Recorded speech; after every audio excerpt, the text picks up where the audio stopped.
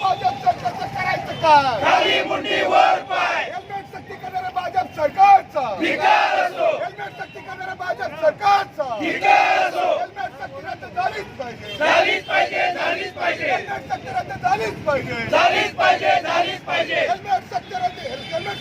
झालीच पाहिजे झालीच पाहिजे 4 ते 5 दिवसापासून हेल्मेट सक्ती करत असून सोलापुरांचे नागरिकांचे महिलांचे हाल होत असल्यामुळे